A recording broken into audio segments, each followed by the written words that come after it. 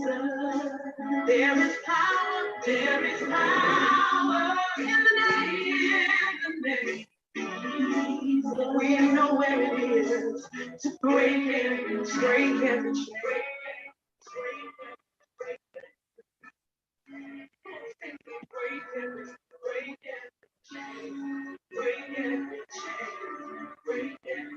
Just want to say a pleasant good afternoon to those of you tuning in live on Global 99.5, Cable TV 974. Also on our Facebook page, Transforming Lives, David Williams, Jackie Gardner page, Uplifting Men, as well as on the YouTube channel, Transforming Lives Radio Show. I just welcome those of you here this afternoon, a pleasant good afternoon. Truly, there is power in Jesus to break every chain. There's power in Jesus to break every chain. What chains are you faced with today? I want to say to you that there is power in Jesus to break that chain. Folks, I just want to welcome you here today on the program Transforming Lives on Global 99.5. I want to introduce my co-host, Jackie Gardner. Jackie, just want to welcome you here one more time. We want to offer our condolences to Jackie and Clay Gardner on the death of a loved one. So, Jackie, welcome, and just greet the folks, let them know you're alive in the land of the living. Hi, everyone. I'm here. Difficult circumstances we all go through. I'm deaf and know that experience, but I'm still glad to be alive, glad to be here with you, and welcome to the show, Transforming Lives. So, folks, I just want to thank you once again for joining us. You take this opportunity to be with us this Sunday. And so I say it's a blessing to join us. We're inviting you to take this opportunity to share, to invite others out on the program, Transforming Lives on Global 99.5. Okay, so I just want to welcome you and thank you for such an opportunity. Okay, on this program. Every Sunday 4 to 5. Okay, I'm just trying to manage some technical stuff in the background, as you know, always trying to take care of the technical part of it. Okay, I trust that you can hear me nice and clear, and you can see me right, nice and clear on this beautiful Sunday afternoon. And so, folks, today on the program, we have a gentleman who want to share a little about a program. His name is Clayton Gardner. He want to talk about a program that he's involved in, something that he's helped numerous persons over the years. And so, Clay, I'm just going to ask that you unmute your mic. That's Pastor Williams. That's TJ Gardner. If you can't unmute his mic, okay, you got him as guest. Allow him to unmute his mic and to share before we get into our program. Go ahead, Clay. Can you unmute your mic? Yeah, good afternoon, everyone. Could you hear me, Dave? Pretty loud and clear. Hello. Yes, we can hear you. Yes, we can hear you. Yes, good afternoon. Jackie Gardner, I'm looking at your video.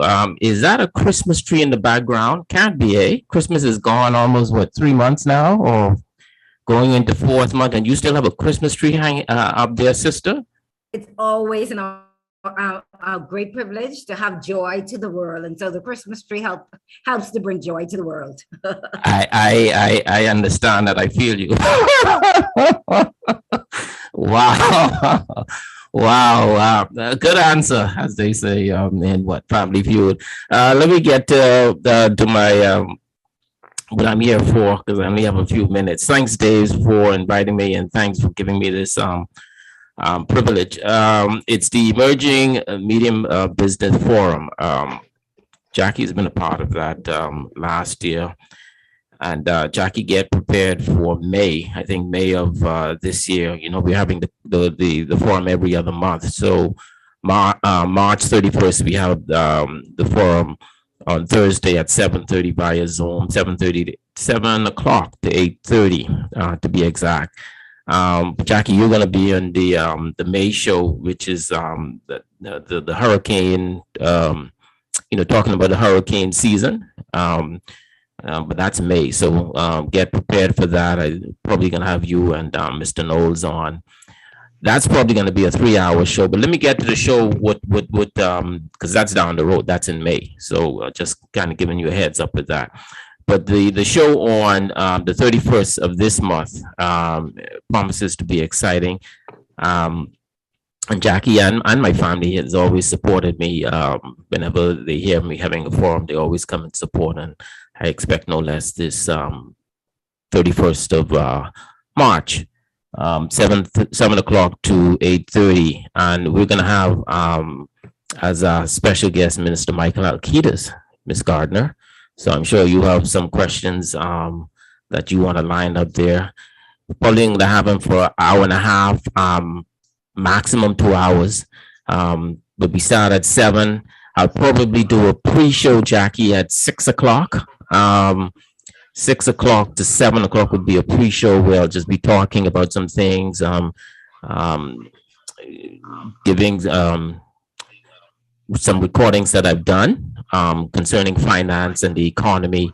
So that'll be a pre-show from 6 to 7. You can come into that if you want, but the official show starts at 7 o'clock. And Minister Alcides will be in the house, if you will, via Zoom. So anybody who is interested in coming in, and again, Dave, you know the topics that we're going to be talking about, the hot button topics, VAT. Yes. And my sister Jackie doesn't. She shops at what's that Super Value there on Cable Beach? Is it Cable Beach there? That's the nearest one to you, Jackie, right? Yeah. So she is not concerned about that. That concern, Dave, is you and I. Just playing with my sister there, but I'm sure she's concerned about that because she's in the insurance industry, and I'm sure she can probably use that whole night, hour and a half herself with questions that she has. But we're going to be talking about VAT. We're going to be talking about the economy, Dave. We're going to be talking about cost of living. Yes. Cost of living, $100 yesterday isn't worth seemingly $100 today. That's correct. But we are going to be talking about how we're going to deal with the rising cost of living, the cost of fuel. David, I know, when you go to the gas station, you say, "Hey, pull it up $100," and you don't even give it a second thought. But, speak it. But persons like myself, we got to watch what that gas is going to. I think somebody talked about $8 a gallon, maybe by summer. I'm not sure. But again, these are some of the things that we'll be talking about: the economy, the national debt, the upcoming budget. So if you're interested, please send me a WhatsApp 636-3673, 636-3673, and say, "Hey, Mr. Gardner, I'm interested in your emerging medium business forum that you're having on the 31st, and I want to be a part of it. Not just this forum, David, but all succeeding forums every other month." So it's right. It's March, then we're going to do another one in May, and then skip June, and then July, and so forth. So it's every other month. So I'll be coming on your show promoting these forums, and then of course, I deal with QuickBooks, so I always have to put a plug into for QuickBooks. Easy to use, easy to learn, easy to install, easy access to local and international support, and still easy on your pocket. QuickBooks Online and QuickBooks Desktop. So I think that's more than 5 minutes, but thank you, Dave. Once again, the Emerging and Medium Business Forum on the 31st. We will welcome you. If you're interested, send me a WhatsApp 636-3673. And if you don't remember, certainly Jackie, if you want to get in contact with Jackie or David, they have my numbers, and you could certainly get in contact with them, and they know how to get in contact with me. So thank you, Dave. Once again, appreciated. Back to you, Ms. Jackie Gardner, and do well. Well, Okay, thank you. Just before you leave, would you have any flyers that we probably can post before that time? Tell us a little bit about that. Would you have any flyers? Yeah, I have actually a flyer I'm about to send out today. So again, thank you for reminding me on that. If you have an email, you can just send me your email and I can put you on my, not only my broadcast list, but also my email list, so that you will get the email as we count down to the forum. We're about a week and about 2 weeks away, but I want to promote it. I want to get it out there because we've been up to, Jackie, we've been up to as high as 50, just a little north of 50. Yeah. Correct. But I want them to be waiting at the gate to get into the room. So my room Right. capacity is about 100, but I want my person who's going to be manning the room saying, Mr. Gardner, we need to expand because your Zoom room is full. So how do we do that? Through these forums here, Jackie, where we advertise, we get the word out that the emerging forum is coming the 31st of March, God willing. That's the last Thursday in the month, 7 o'clock to about 8:30. We don't want to keep the minister too long. Hopefully we can get to maybe until about 9 o'clock, because I know I have a lot of questions. I know Jackie has a lot of questions. And I know if Dave is in the house, he's going to put 1 or 2 questions to the minister as well. So definitely. Once again, thank you, Jackie. Thank you, Dave, for giving me this space, and continue to do well with your show, Transforming Lives. Okay, thank you, Clay. So, folks, I just want to thank you for listening to Transforming Lives on Global 99.5 every Sunday, 4 to 5. I want to thank those numerous persons who I meet when I go into the public who says to me they listen on the radio or the television. So I want to thank you. Those who on Facebook, those who join us by YouTube, and even those who always tell me they will watch the show later on. I want to thank you. I want to thank those who take the opportunity even now. I see Minister Pinder all the way down in New York. How is New York, Minister Pinder? Thank you. Pat Wallace, she's always with us. Apostle Dexter Cartwright, Siobhan Hall is all the way down there in Bermuda. So I want to thank those who are here on the live Zoom. I want to also share my WhatsApp number, 433-6917. If you wish to WhatsApp your comments, 433-6917. You're listening by radio or television, or on the Facebook, YouTube, 433-6917. Today's topic, before I get into that, Jackie, just give me a minute. I want to talk about this week, Thursday, we'll be heading the Chaplaincy Department of the Bahamas Department of Corrections in partnership with Prison Fellowship Uplifting Men's Ministry. We're going down to Freeport to facilitate a program that I always wanted. As a matter of fact, Prison Fellowship had longed for, and that is to establish a branch down there in Freeport.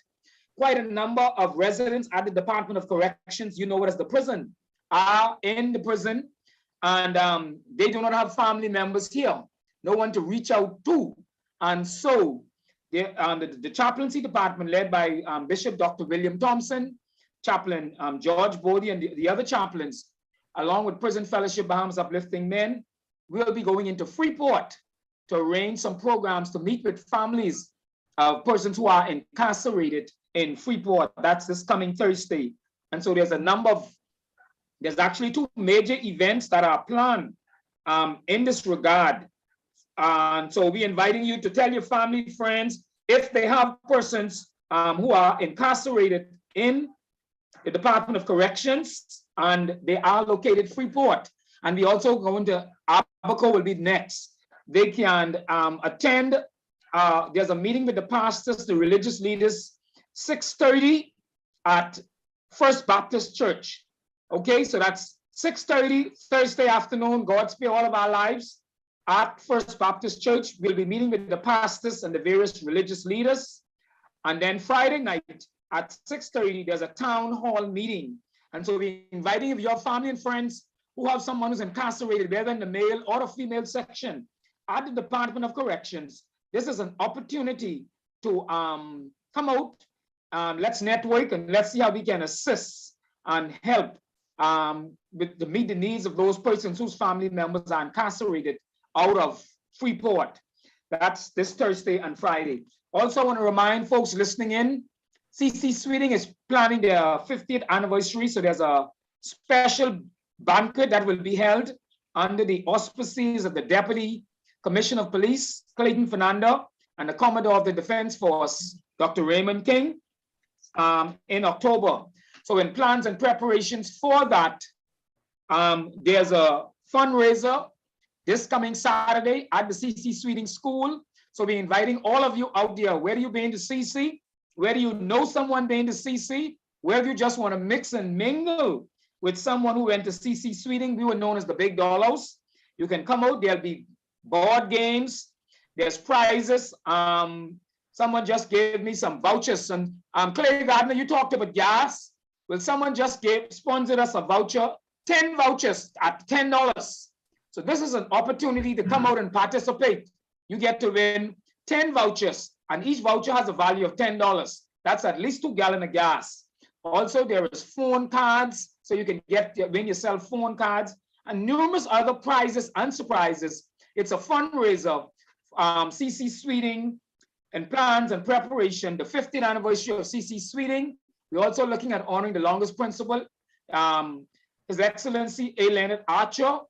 And so there's a lot of plans, and you can just come out if you just want to hang. At least if you come there, you know me. So if one person you guarantee you will know, that is me. I'll be coming back out of Freeport in time for that event. So just come out, be a part of it. CC Sweeting 50th anniversary, 1971 to 2021.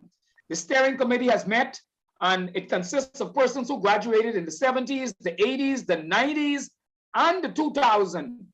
So it's an opportunity. If you know someone who have attended CC or had some connection with CC, come out. You never know who you may meet. We have persons all around the world who have traveled since they've left school. One lady said she left this country 30 years ago. She's in Texas. And so she's planning on coming back here for the gala ball. So folks, without further ado, I just want to share a little bit of our topic. We talk about punishment, and then Jackie's going to take over. I'm going to share a little on a seminar I did, some training with the Citizen Security and Justice program. That's a program sponsored by the government, by the Minister of National Security. And I did a special training in regards to parenting. And soon we plan to take this actually into the prison and throughout the community. But I want to share, as we talk about the challenges we face with our children, and there's all of this argument now about discipline versus punishment. I'm going to share a little on that, and then I'm going to sit down and shut up, and Jackie going to take over, and we can discuss. The Bible talks about train up a child in the way he or she should go, and when he's old, he will not depart from it, right? Someone says, spare the rod, spoil the child. And so today, people are calling it abuse. I had an opportunity to speak at a school 2 weeks ago. And so I said, welcome, Candy. It's good to have you here, Candy. And so I said to the person, what do you want to talk about to the young lady, the young men and the young girls now? So they said, abuse. So I said, what type of abuse? Oh, beaten. That's abuse. So I said to them, right? And it was about, but at least 15, it's about maybe 20 of them. I say, abuse, beaten. I said, that's abuse. And man, listen here, it's amazing what these young people know. They really sat down and we had a conversation. But not to delay this any longer. Let me share a little of some of the training I have gotten. I'm going to read it for you, and then Jackie will take over. And we don't have a guest, so it's open, right, to talk, to share. Some people said, well, I got beaten and it didn't do me nothing. Someone else said, well, they said that's abuse. The young children told me that's abuse. So I said, well, what if we take the phone away? She said, oh, that's still abuse. I said, well, what if you can't go to the movies no more? And I can remember a young lady said, oh, that's still abuse. That won't stop nothing, you know. But let's look at it. As a part of my training, I talk about discipline versus punishment. What is discipline? It says when used effectively, discipline instructs or teach children how to be emphatic, respectful, and cooperative with adults in authority. The long-term impact of discipline includes healthy self-esteem, development, and an increased ability to take responsibility for one's action. Let's look at a couple of points on discipline. The characteristics of discipline. Discipline focus on the future needs of the child. Discipline focus on the misbehavior committed by the child rather than on the child. In other words, discipline teaches that what the child did was bad rather than the child is bad. Discipline helps children to develop self-control and to learn responsible conduct. Discipline helps the child to recognize and accept the natural or logical consequences of their behavior. I'll stop there. What is punishment? Punishment refers to the infliction of pain. So that's beating now. I ain't taking no sides, or discomfort on children in order to force compliance to rules. And that's what those young people told me at the school. Say that's abuse. That's what they even say punishment. They say that's abuse. The rationale behind this is that by feeling bad about misbehavior, children will be more motivated to change their action. Here are some characteristics of punishment. Punishment focuses on what the child did wrong instead of what he or she needs to do right. Punishment enforces restrictions that are often unrelated to the misconduct. Punishment discourages personal responsibility by placing the responsibility of enforcement on the parent. And the last one, punishment is concerned with making children pay for their misbehavior instead of learning to do what is right. Of course, I have an entire booklet on it, on parenting. Maybe must be over 100, but at least 100 pages. But anyways, I just got to give you share a little. Jackie said we want to talk about that because the question is, with all of what is happening in the Bahamas, around the world, and with our children in particular, and they say it's abuse. And I know for some of us, yes, we grew up and we got some beating, and some say today they call it abuse. And so the conversation is open. I'm going to turn it over to my co-host, and she will take the way. Jackie, welcome, and you entertain the guests, the questions, whatever. We don't have no guests, so I guess we can look for participation of our folks tuning in. Good to see you, Keno Wong. Good to have you in. Punishment versus discipline. Did I get beaten as a child? Was that abuse? And my mommy would tell me, go get the switch, or what she tell you? Go get a piece of wood, or whatever. Was I abused? I don't know. You all tell me. Welcome, Jackie. Well, thank you so much, and thank you for that background. I see a lot of my friends in the room, and so I'm really depending on persons on Facebook, friends on Facebook, YouTube, cable channel 974, and of course, always in our Zoom room to just get actively involved in this conversation. I see so many of our friends there. I see my friend Francis, Dr. Macmillan is there, Minister Pinder is there. So lots of persons in the room. My good friend, Roger Bain, who always is supporting us. So I need the involvement of everyone, and Ms. Wallace, I need the involvement of everyone as we talk about punishment versus discipline. As you look around in our country and you see our young men and our young women getting involved in gangs and so many activities that are not conducive or not productive at this particular time.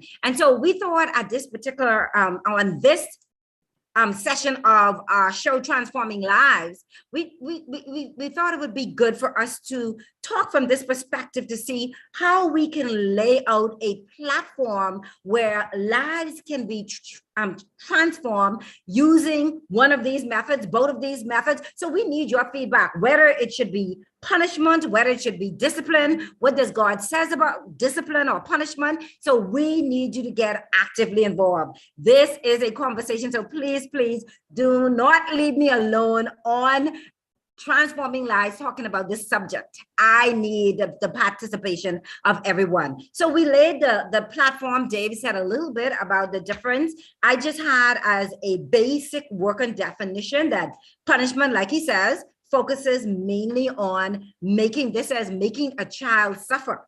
So this is with for breaking rules. So it says punishment mainly focuses on making a child suffer for breaking rules, but discipline is about teaching him or her how to make a better choice next time. I like that last part. Discipline is about teaching a child how to make a better choice next time. All right, so let's open it up with respect to go into the word. From your perspective, does the Bible support, a lot of persons say you spare the rod, spoil the child, and I looked at Proverbs. So tell me what you think from this perspective. When I read the scripture, do you think the Bible is advocating? I see Dr. Macmillan, so he could definitely help us with this subject. The Bible says in Proverbs 13, chapter 23, 13 through 14, verses 13 through 14. Do not withhold discipline from a child, If you strike him with a rod, he will not die. Now, he's two words being used and we talk about discipline, but it says, do not withhold discipline from a child. If you strike him, he will not strike him with a rod, he will not die. If you strike him with a rod, you will save his soul. Is the Bible advocating for us to punish our children, or is the Bible more advocating for discipline? Or is there a difference? Anyone in the room? From a spiritual perspective. I don't know. My parents knew, or my mother knew the difference between those, so she did it. So I just had to accept the fact that I was being disciplined for what I knew was wrong. And she believed in quoting that scripture, spare the rod, you spoil the child. So therefore, since she quoted that, I figured that was the Bible's way of saying, beat them. And so I just had to accept the fact that that's what it was. And most of the times, you will find parents not abusing their children because of they wanting to abuse them. They beat them because of they want to discipline them. My mother was a militaristic mother, so we got by with nothing. And her thing was she never wanted to go to court, to stand up in court for something that the children did and got into trouble. So before we get into trouble, she made sure that she disciplined us to be scared to get into trouble. My brothers could not bring marbles home because if she didn't buy them, that meant they steal them. So what she didn't buy, you had to have stolen it to bring it there. And so she would beat you for bringing stolen items in the house. And today, if the mothers were like that, not allowing their children to bring things in a house that they didn't purchase, we wouldn't have a lot of children getting into trouble for stealing.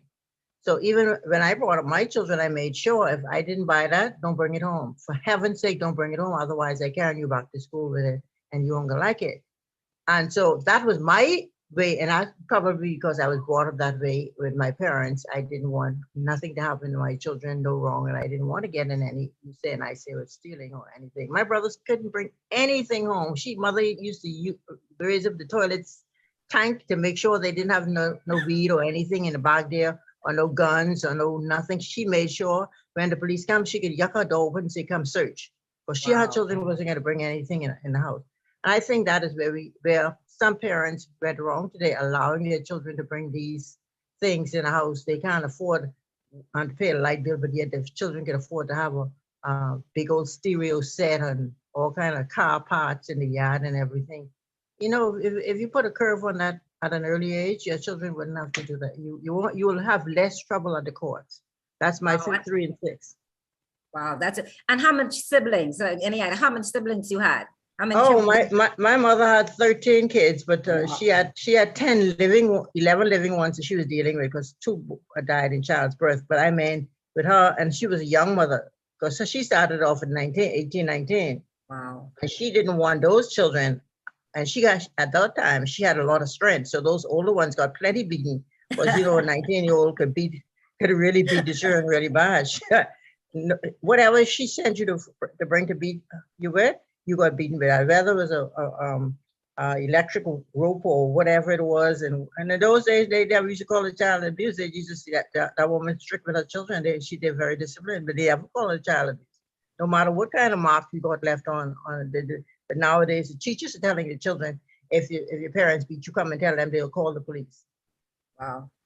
All right, it's a new day. Well, thank you so much for your contribution to the conversation. Anybody else? From a Bible perspective, do you think the Bible is advocating for discipline or punishment or a combination of both? Would say E. So let me, Minister Pinder, what's your view on that?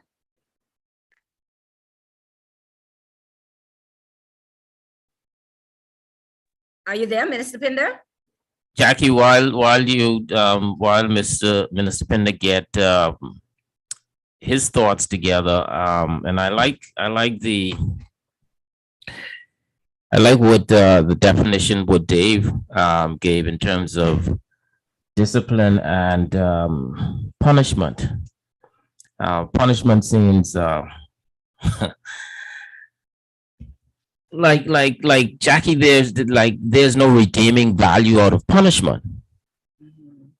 There's no redeeming value out of punishment because punishment seems like it's like you just doing it to get back at the child, or you doing it because you're mad. You're not even explaining why you're doing it. You're just doing it. Forget that switch. Whereas Jackie, discipline is Clayton, go get the switch or go get the belt.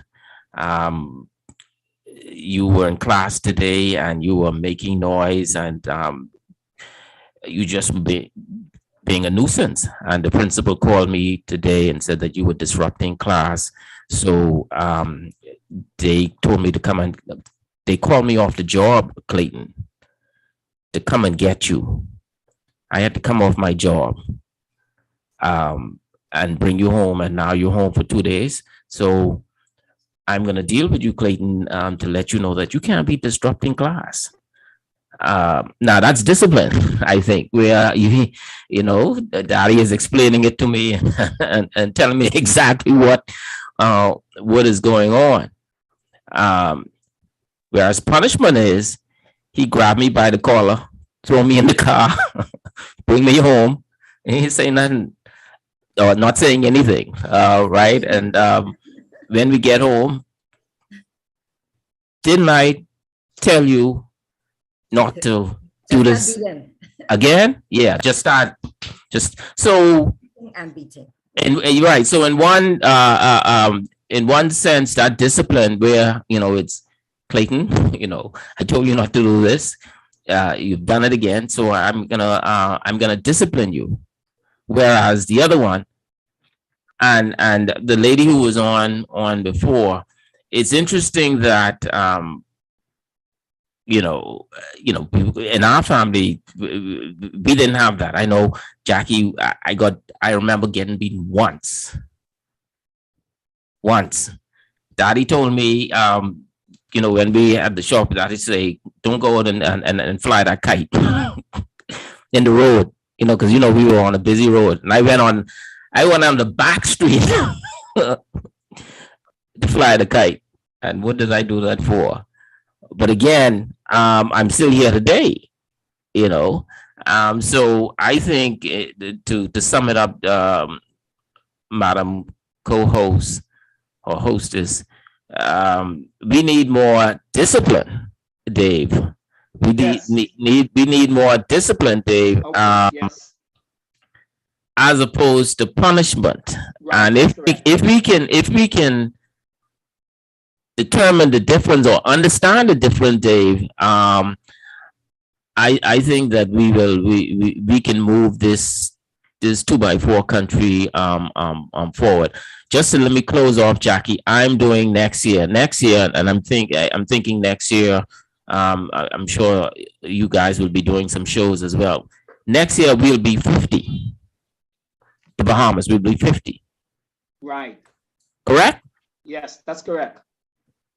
Because we were born in 1973.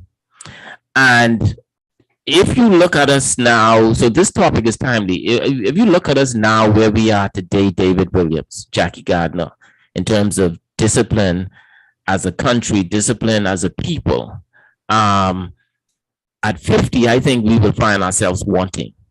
Now, I could be wrong on that. And certainly I would like to hear some other comments as it relates to that. But when you look at it in retrospect, Dave and Jackie, and you're looking back at 50 years of the Bahamas, we find ourselves wanting.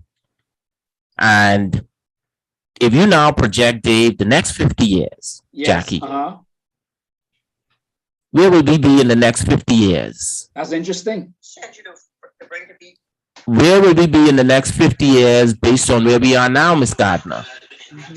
And I think that's a topic that of discussion that we need to look at, and if we got to move forward, we need to address it, and we need to understand it. And that's interesting you said about where the you know, if the parents put their hands on you, the teachers now saying, let us know and we'll call the police. Back in the day, we couldn't do that, but you know, the times have changed. Yeah, I just want to read something on something somebody just texted me, say she's listening, and she said you have permission to call my name. I guess you'll take the ones from the chat, Jackie. She said, Shanika Smith, she said, you share this, please. I am listening. You have permission to share my name. Punishment could yield discipline. It's how it's done or carried out. When dealing with those terms, you need to know which culture you're dealing with. She says, different cultures have a different perspective on those terms. So that's coming from Shanika Smith. I know you got some in the chat, Jackie. Yes, I go into the chat. Ms. Hollis says, while we, some of you may disagree with me. Okay, so some of you might disagree with me. Okay, beating is a form of abuse. No difference, in my opinion, than domestic. Well, she must be my script. No difference, in my opinion, than domestic violence, which is physical abuse. However, the way our parents disciplined, so she went to the word discipline us, was through a lack of knowledge. No fault of their own, as it was a learned behavior from their parents. However, we need to unlearn some ways and traditions that continue to set us back as a country. Oh, this is an interesting one. There are many alternatives to discipline. Research shows that spanking, slapping, and other forms of physical punishment don't work well to correct a child's behavior. The same holds true for yelling or shaming a child. Beyond being ineffective, harsh physical and verbal punishments can also damage a child's long-term physical and mental health. Whoa. I mean, and she's got lots of information there. Lots of information there. Lots of information there for us, food for thought, coming from Ms. Hollis. So let's get some feedback from someone else in the room. Another statement has been placed there, more information given from that background. I know I get to testify, I come from that. So I'm from the era. I was one of those children who love to explain, right? Now I call it explaining. My mother had a different definition from that. For those of you listening, you know what they called that back then, right? That explaining, how come, why, that was considered to be back talking. So my beating wasn't so much for misbehaving, but that whole, from my mother's perspective, back talking, when she speaks, you listen and you carry on. Now there was time, I think she gave us, to be fair to my mother, there were time, and I see a hand in the room, so once I make my comment, I'm coming to that one hand. There were time for an explanation, but once she gave you a time frame for that explanation. When she feel, and it's not everything that she says, there's an explanation for that. So she had some parameters around, when and how you give that explanation. You ask the question and how long you ask that question. But when she said the time is up, and sometimes I didn't, I guess, know when the time was up. So I grew up in the era of spanking, and I did get a lot of spanking, and it was for that back talking. Okay, so we have a hand in the room. So that's just sharing my experience. I had the beating. A hand in the room. Go right ahead. Open the mic. Yes, good evening, everyone. Pastor Lyndon Williams here.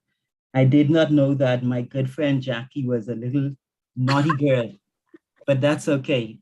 A couple of things I want to say here. One, I think it's Hollis, Siobhan Hollis made an important point that many of our parents use the methods that they knew best available to them. Many of the men would also tell you that once they reach a certain age, beating or spanking or whatever did not necessarily work. I can think of a relative of mine who would disappear at around age 12 and 13 and go his own way. He came home, get a good whipping, next day gone again. So obviously it does not always work. One of the things I discovered when I became a Christian at the age of 16 is that there was a lot of debate around Proverbs 22:6, train up a child in the way he should go. When he is old, he will not depart from it. And the first thing I want to make mention of that is that Proverbs is a book dealing with general maxims, like how we say, if you spit in the wind, it comes back in your face. It's a general principle. It's not a guarantee that it will happen. And so you have many other statements that we have, which are Proverbs. They're just that. They teach a general principle as it relates to that one, from just a logical standpoint, persons haven't, but before I go there, persons have interpreted to mean that if your child goes astray, you did not train them in the right way. Many parents had a lot of guilt over that matter.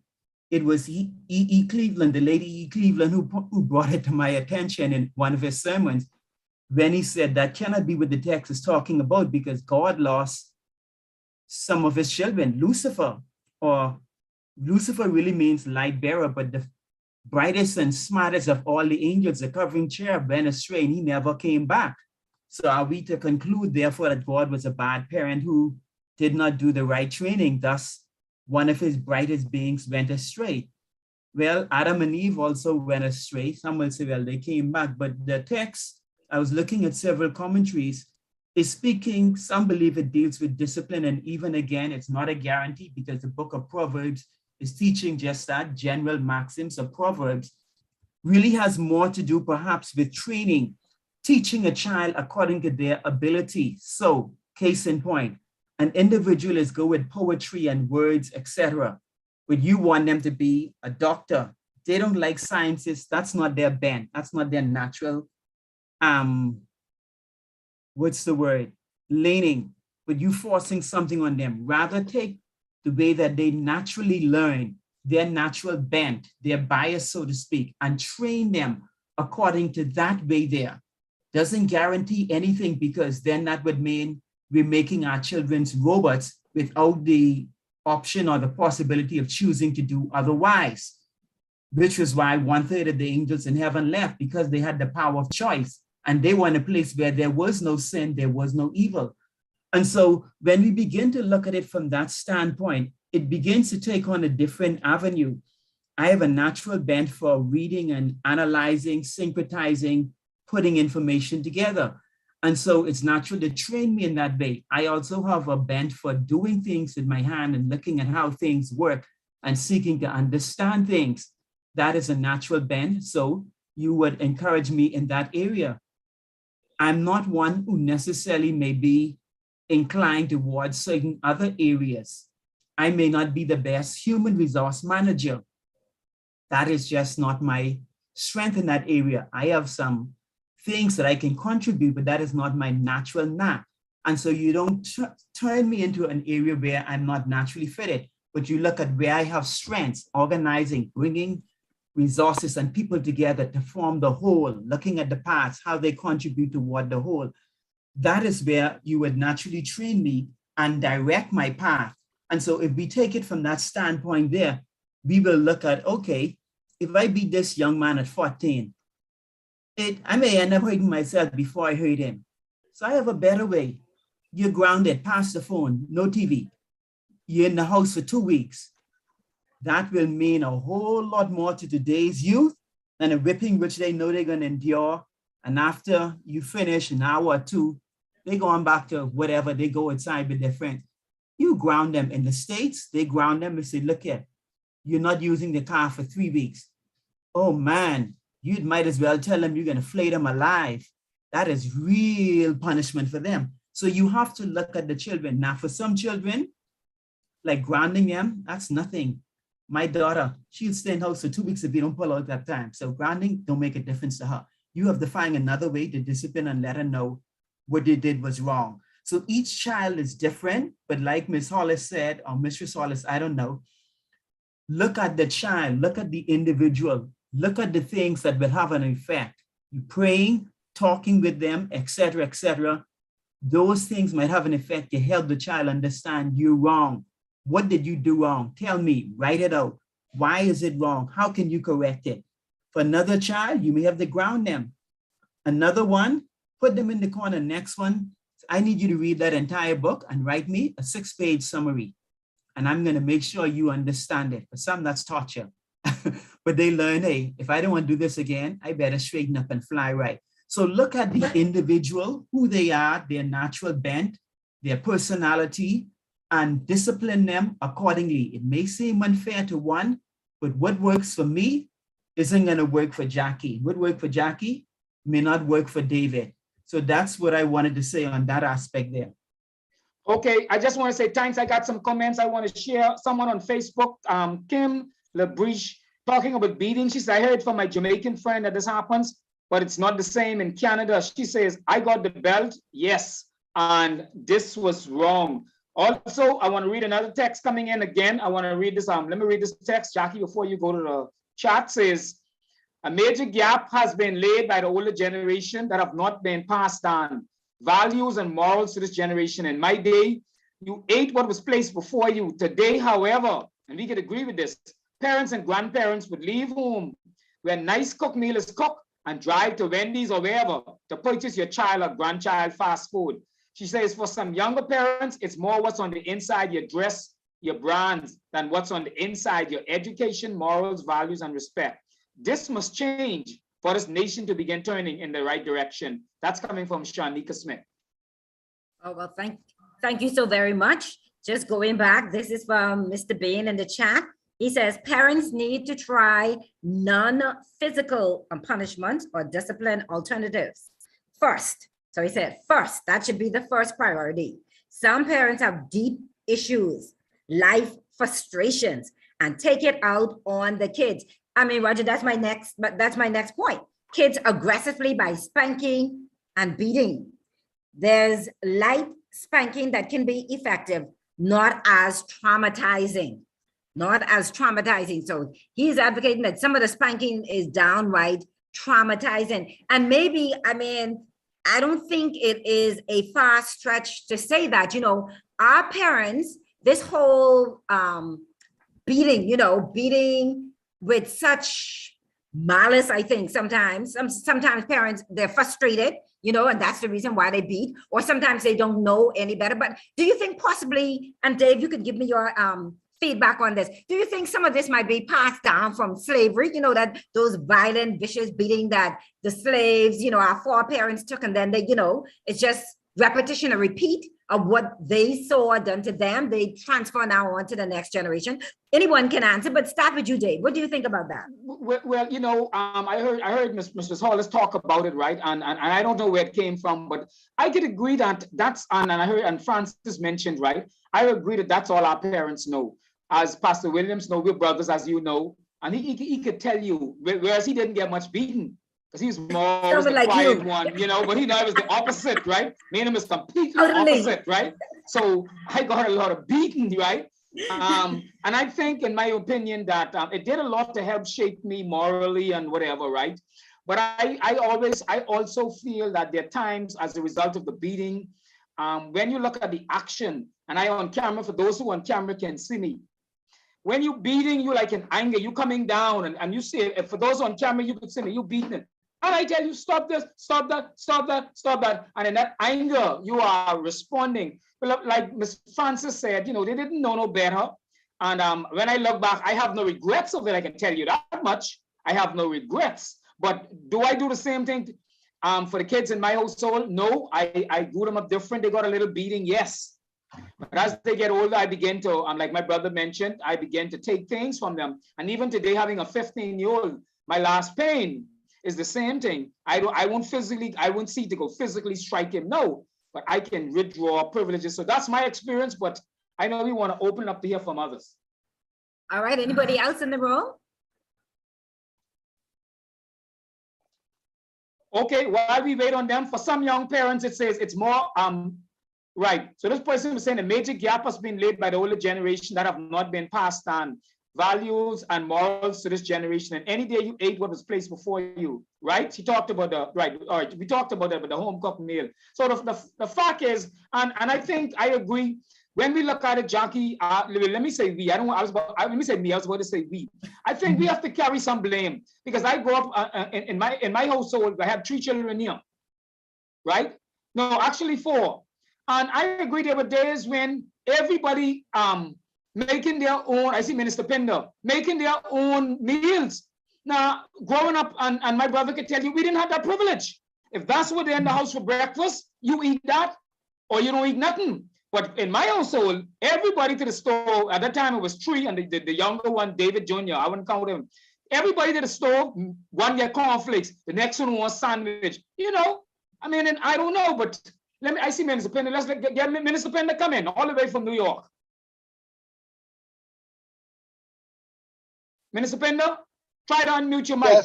Yes, I got me now. How's Yes, everybody? sir. Good afternoon, everybody, all the way from New York. Yes, you're exactly right, Dave. And I heard most of the comments. I logged in about 10 minutes after, and I basically listened in. Everybody's comment is right. One that is really commented that came out deep that I heard just a few minutes ago, and it had a lot to do with slavery. See, when slavery happened, our culture of blacks, especially, I don't think it happens too much in the whites community, but I know over here it's still strong in the black community. It's so strong until the violence is still aggressive with our young men today. Violence against women is still extremely aggressive. You know what it is to see your father back in the day lynched, his hand lynched, either one hand or one foot, right down to his genitals was lynched in front of the women and in front of the children. It caused a lot of scars. And so when our parents, who some of them have gone on before, and thank you, God, for them, they had nothing else to go on but to spank you. Sister Jackie is right. Sometimes the spanking was extremely aggressive. Dave, you're right. Sometimes then Daddy say, I tell you, listen to me. And every time he spank you, you get hit with a word behind it. You know how tormenting that could be, or torturous that could be to a child. And so we grew up with it. But what happened back then? We had neighborhoods that were strong. If you go down the road to Sister Mary, or you go to the corner shop, and you do something within that neighborhood, somebody in that neighborhood could have pulled you aside and chastised you. And God help you if they call home to your parents. That's another cut skin, as we used to call it. But what has happened? The world has changed. And they've tied all of the violence into gender violence, homosexual violence, children abuse, all right? Until right down now in our prisons, even over here in America, where 90% of the young men in prison are black men. Today, I'm living in it. And you have a problem to discipline men in prison, which is a disciplinary area. And so when you reach to that end in prison, the officers have a whole, and the officers in Nassau could attest to this too, and the police. You have all the trouble in the world to bring discipline to the young men, especially. And it's gotten so bad till our girls have gotten out of hand. They're now members of gangs. Thank God Sister Gardner got a little spanking. I caught the tail end of that. I never knew. She always said to be a very humble lady, but now she is humble. Dave, you are humble. I am humbled from the spanking we got from our parents, and we took it. And most of us now who came from that generation are happy today that our parents were able to discipline us, not that aggressive that it turned out to be abuse. But now the schools have it as abuse. The church has it as abuse. The government now has it as abuse. I can't touch my 4 children over here, and the baby is 16. And it's so ironic, me listening to this. My wife just called me and said my daughter wanted to go somewhere, and I told her no. No spanking. That is over with. She is on lockdown for 3 days for disobeying me and my wife for her not coming home on time from college. I gave her time. So it just shows you could discipline your children in other ways than spanking. And that's the good order of today. Discipline in your own way, but be careful how you hit, because it's now turned into a violence act, even against parents. And so that's my little take today, Elder Jackie and Elder Dave. Thank you very much. Okay, just want to share something again, Jackie, before you come in, from Shanika, and she really tuning in. She said, also, I want to say that a lack of discipline states to your child that you don't care about them nor their future. You discipline your child correctly so that they may reach their future. God discipline whom he loves. And then she says, right discipline helps to bring structure. A lack thereof creates slackness and wilderness. wildness. If you give your child everything they want every time they ask for it or just want it, you assist them in having an entitlement spirit, which produces laziness. We must also bring back the village mentality to a degree. And I say amen. Amen. Excellent points made there. Ms. Ma'am. Hollis, I can't, go ahead. Okay, I thought he returned. Okay. Excellent points made, Dave. Thank you so much for the young lady for joining the show. We're glad to have you, and we're very, very happy to have your contribution. Going back to the chat once again, because we're nearing the time, and so we want some solution. We're saying that sometimes the spanking was done frustration. We said the spanking was as a result, they didn't know any better. So we've identified that sometimes that spanking, reserve that spanking for very extreme situation, and even then, you need to be careful as to how you go about doing it. So what should people do as an alternative? We have alternatives in the room, some good alternatives in terms of how we can go about correcting our children.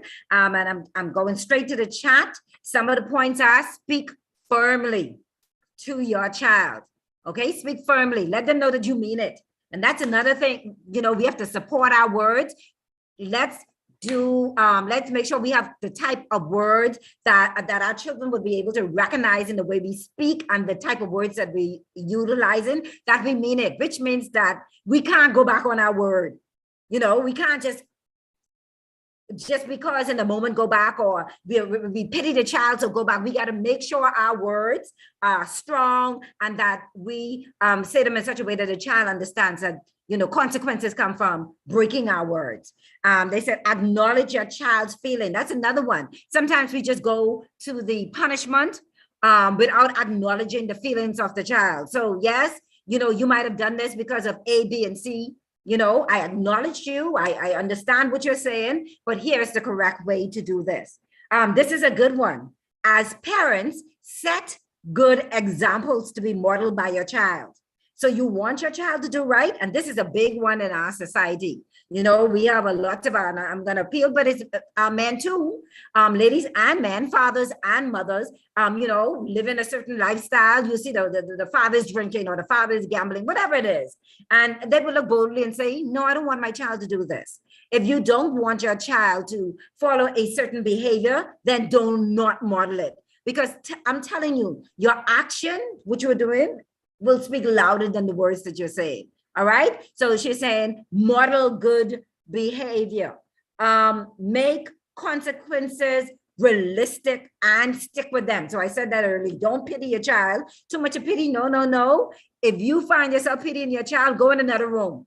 Appreciate the fact that you're doing this to help your child for a good reason. And if it's a good reason, then you got to stand on the side of good, not on the side of pity. All right. Be affectionate with your child and allow them to express themselves. So your children then, and allow them to express themselves. Create healthy family bonds with your child. It says, for the most part, children do what they see, not what you say. So supporting the same statement I made. Nowadays, some parents' behavior is much to be desired. Totally agree. So let's just throw this. I know we are to the end, almost to the end of our program, but in the Bible says the wages of sin. So the consequence of sin is death. The wages of sin is death, but the gift of God is eternal life. Is that a punishment? Do you see that as punishment, or you see that as God correcting us? I just want to throw that out there using that scripture. Anyone can answer. Is God correcting us, or is God punishing us? We have some ministers in the house. Can you help us with that? What to do, Jackie, before I take them? I think I'm looking at the time. Let me just take us live off the air, and then we'll continue on for another 10, 15 minutes. I just want to say to those of you listening in live on Global 99.5, Cable TV 974, you've been listening to this program, Transforming Lives. We're here every Sunday, 4 to 5. As we go off air live, off television live, we continue on Zoom, Facebook, and YouTube. We want to thank you for tuning in to us this Sunday. We look forward to hearing from you next week, Sunday. And we end the way we always end, reminding you that there's nothing more important than having a personal relationship with Christ, who gives you and I the eternal life now, not a church, not a denomination, but we talk about having a relationship with Jesus Christ. Dave Williams, on behalf of Jackie Gardner, have a wonderful Sunday afternoon. Thanks. Continue, Jackie. Bye. Thank you so much. So I just want to, I see Pastor Williams want to take that one. Go ahead, Pastor Williams. Yes, God's desire is that all of his children would be saved. There are natural consequences to actions that we take. Yes, he forgives. But if I choose to hop on a motorbike and start popping a wheelie and I crash, and as a result of the accident, they have to amputate my leg below the knee, that doesn't mean God hasn't forgiven me. He has just allowed nature to take its course. Yes, he will still forgive me, but he allows me to suffer the consequences of my action. He could easily heal it and cause it to regrow. That's not beyond him, but he allows us to suffer. And as it relates to sin, God's desire is to get rid of sin of the universe. Those who tenaciously cling to sin, though they will be destroyed with sin. It's like the tree huggers, they call them. They come in the forest to cut down the tree. To stop the persons who came to cut down the tree, they chain themselves to the tree. Said, look here, if you're going to cut this tree down, I'm going with it. And so, of course, what happens? They don't cut the tree down until they can get the person, convince them to come down, unchain themselves, or someone goes up there and frees them and removes them so that the tree can be cut down. And so in like manner, when Christ comes again, he's coming to destroy sin. If I am still holding on to sin, and I'm defining sin as 1 John 3:4 says, where it talks about, passage just slipped from my head just like that, those who transgress the law of God. And there's so many ways in which we do that. We break God's law because we're not in a relationship with him. Therefore, we are sinning. And so we choose not to enter into this relationship that Christ says, I want to enter into with you in order that I can free you from the very power of sin, the sin that would seek to control you. He forgave us from Calvary. So our salvation is secured at Calvary. We just have to receive what he's offering. And when we receive it, we're broken from the power of sin. But if we do not accept that, he's not going to, as somebody say, drag us with a rope over his shoulder, kicking and screaming, clawing in the golden streets into the New Jerusalem. No, if we say, no, I like sin, I like what I'm doing, I choose my own path, then when God destroys sin, we get destroyed. And so, yes, we suffer the consequences of holding on to sin. All of us in here have sinned. That's not the problem. The problem is we have refused to accept the righteousness of Christ. And those who refuse to accept that transforming power that he can give to transform us are the individuals who will be ultimately destroyed. So it's just reaping the natural consequences of your action. All right. Thank you. Thank you so very much. Is there anyone? I saw Miss Francis had her hand up. Miss Francis, do you still have a comment?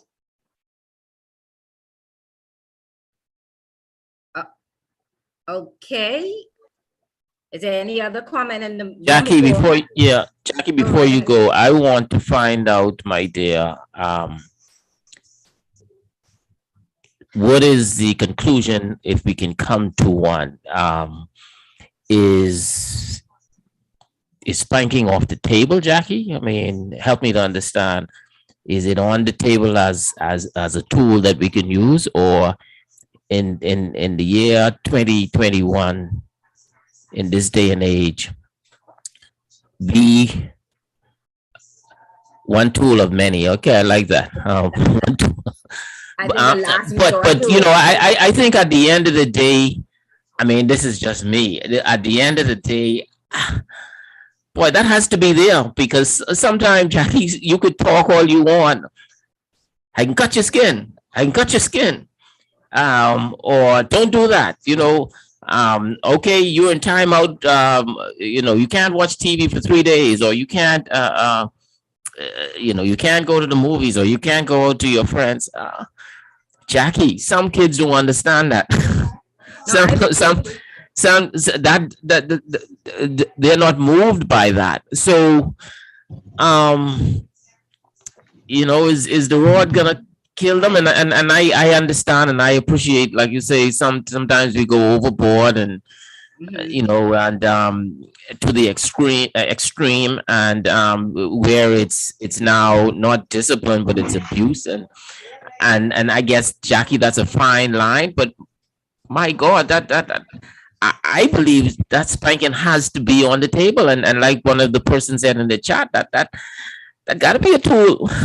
All right. Well, we have some answers here. I can tell you what I see it as a tool of a last resort. I don't move it off the table, but I think before I use that, I'd pray for the wisdom to know how to apply it appropriately. That's what I'd say. But let me get this comment in the room. It says each parent, okay, so it's moving along the same line. Each parent should know what is the appropriate form of discipline. So that's where we need wisdom, right?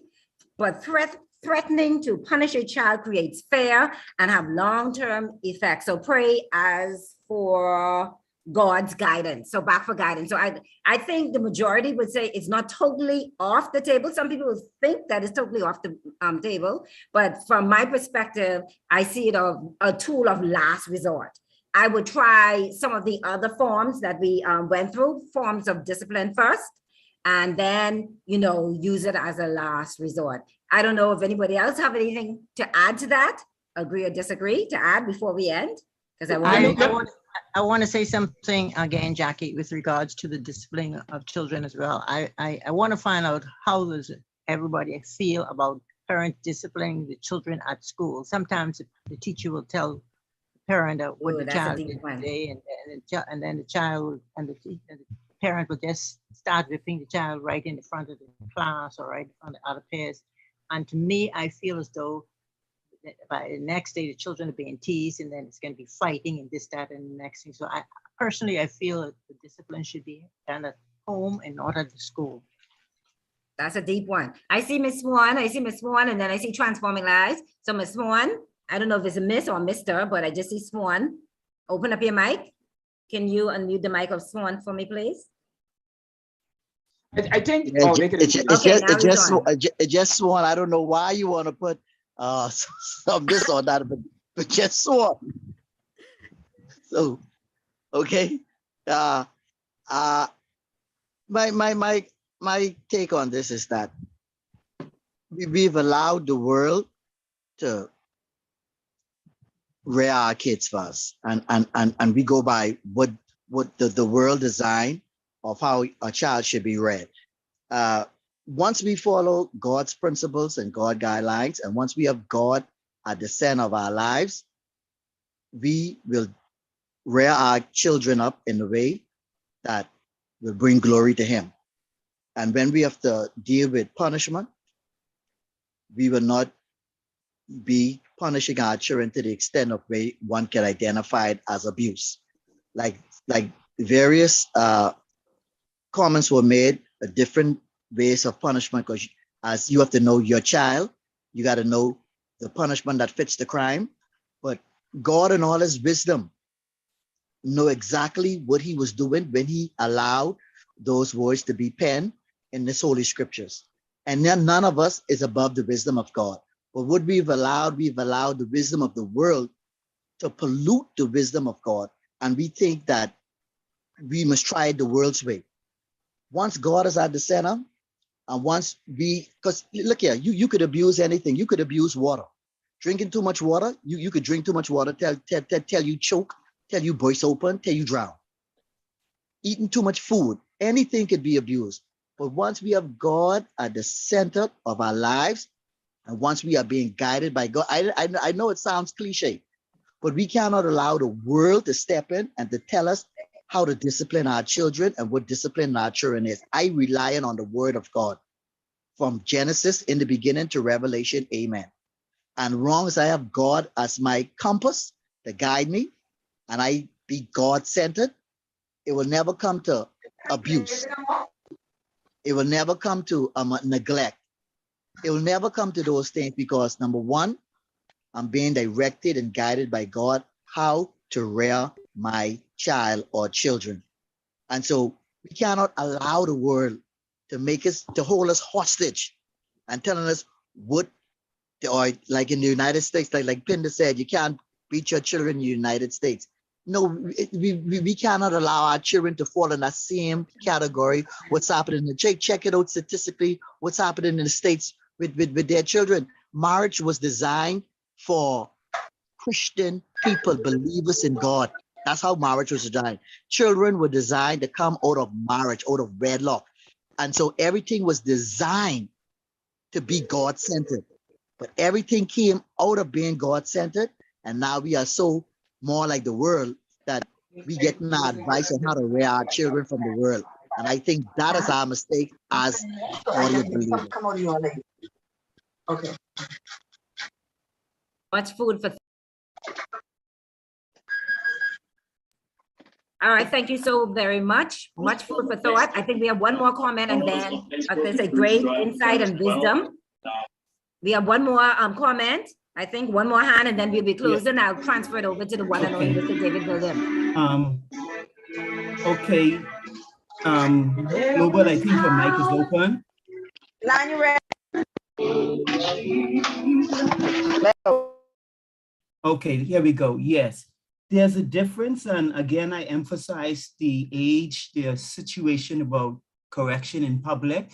For a 2 or 3 year old child who is just kicking and screaming and shouting and laying on the floor and rolling over, whatever, a child like that, I may take them and give them one tap across the bottom and say, behave yourself, and put them in my lap. Let them cry a bit until they calm down. That is different from a 14-year-old who you happen to go to school to pick them up and they want to backtalk the teacher and they want to carry on and fuss, and you speak to them and they still carrying on. And for someone like me, I may speak to you once and say, go in the car and shut up. Oh, me? Now that's a different cup of tea. You choose to misbehave in public. Yes, I'm going to correct you in public. And ladies, if the child is over your head and twice as strong as you get 2 strong male teachers to hold their hands out like the shape of the cross. You borrow one of their belts and you give it to them in the presence of their peers to teach them they must show respect, because if they're carrying on like that, they're obviously getting support from their peers. Yes, you can discipline them when they get home, but they also need to understand in this case, I think correction in public is also good. That is different from when the child has misbehaved and you are there talking with the teacher or the principal, or maybe they're in front of their peers, school is out, and you're speaking and they choose to humble themselves. Yes, deal with them when they get home, but not where I've seen children talking back at the parents and they rowing and you can't do this and you this and that, and they're just carrying on. No, in that case, they need to be publicly corrected. And if you can't do it, you just ask 3 of the male teachers, one to hold a hand so you don't hit them across their hand or something, and the 3rd teacher to take off their belt and give it to them. And so they get embarrassed in front of their peers whom they were seeking to impress and show off, and it will give them a bit of humility in that sense there. And then the next day, I make you apologize to your class and your peers for your behavior. That sort of discipline would fit the situation, because it's an extreme situation. But not just a child was out of hand at school and you come there and they recognize, okay, I'm in trouble. I can shut my mouth up and just listen. No, I'm not gonna do something like that for you. I may tell you you're in trouble and you're gonna know, and your peers will know exactly what that means. So you have to work with it based on the unique situations that you find yourself in. Each one is different. All right. Oh, I just want to share another comment, Jackie. Coming in says, I'm from Shanika again. She says, lastly, look at what has transpired to the lack of corporal punishment. And this is a teacher taken away from teachers who are a child's second parents. God's word won't return to him void. Spare the rod, spoil the child. And she ends by saying, look at what's going on in our nation now. Go ahead. No, I mean, well, I was about to end. I know there's a question in the chat saying, just wanted to ask the question, where in the Bible does it say, it says, beating a child is the answer? I think they're quoting, and if I'm not wrong, there are several scriptures. One of the scriptures that they're quoting is Proverbs 23, 13 to 14, where it says, do not withhold discipline from a child. If you strike him with a rod, he will not die. That's just one of the scriptures I think that they are quoting. All right. All right. Well, this has been a most informative discussion. Thank you so much for all the contribution and all the feedback. It's a beautiful Sunday. Thank you for joining us. And now I turn this program back over to the one and only Mr. Dave William. Over to you, Dave. Bye. Okay, I just want to thank you, Dr. Mark. I see you there. Have you got any final words you want to leave with me, Dr. Mark? Before you go, you can unmute your mic. I was just listening all along, and everybody gave some very valuable counsel, all are fitting. If you want to hear my perspective is that discipline and punishment are different. Punishment is an attempt to get a child or even a person to be disciplined. It is good to be a disciplined person, you know, that you'll be able to accomplish things. You're disciplined in handling your time. You're disciplined. I see discipline in that light, right? Having said that, my attempt will always be to develop in my children discipline, not to give it, to develop that in them. They're not going to be successful unless they're disciplined in handling their time, their duties, and so forth. That's my view. And then as far as punishment, I never would recommend punishment without the person receiving it know exactly what is involved. What does that mean? And from my history, first of all, I've never punished my three daughters. I have never hit them, never. Having said that, I carry that through with everybody else. I never fire anyone unless I let them know what it's all about. Let me tell you how I say this. Everybody fires themselves with me. How does that work? I give you the 1, 2, 3, 4, 5, right? If when you do this, you're great. If you don't, then I give you another chance. And then I say, if you do this again, you have fired yourself. I haven't done a thing to you. If we treat our children and everybody in that fashion, I don't think we'll have any problem. Sit down with the child, let the child know what's involved. I don't care how bad they are, let them know. And then you say what's going to happen, that when they do it again, they automatically know what's coming. No, mom is not punishing me. Mama, no. And it's automatic. I didn't want to bring this in on the program because it's too, how should I put it? It's too different. But this is what it is. And then punishment really comes down on the child. I don't care how young the child may be or whatever. That's the way it is. Because the rules are laid down. It's very clear. Chances were given and all of this. And you will find if this kind of principle could be applied across the board, not only with children, with employees, with neighbors, with whoever it is, then there's no room for all that we have been hearing, and it's a better way. But it's too late for this. Maybe bring me on another program, and I will explain it. Thank you, sir. Okay, so folks, I thank you. I see Mr. Hollis agreed with you. She said, I agree with you, Doc. So, ladies and gentlemen, you've been listening to this program, Transforming Lives on Global 99. She says need part 2. Okay, but I'll make sure we do part 2 next month. I think I have a guest for next week, closing out March. So I'll do a part 2 to this sometime in the month of, that's April. Wow, time flies. Folks, for those of you listening live on Zoom, Facebook, YouTube, and those who will go and review this later on, I want to thank you for tuning in. Thank you for listening. We end the program the way we always end it. Thank those of you I can see listening in still now for Jackie and CJ Gardner, reminding you of a special program that he's having, 433-6917. You can text me, what's up me. I will share the information that Clayton Gardner is having a forum. He's going to do it monthly. I see Madeline Stubbs out of Freeport. Good to hear from you, Madeline Stubbs, whosoever you may be. I'll be in Freeport next week, Thursday. Keno Wong, Candy Evans, Francis, Dr. Lundy Ferguson, thank you. Also to Minister Pinder, Patricia, Raja, Apostle Cartwright, Siobhan Hollis, and all of the others. If I can't see your name, I want to thank you for joining us. And you know, I end the program the way I always end, by reminding you that there's nothing more important than having that relationship with Christ. Not my church, nor your church, okay?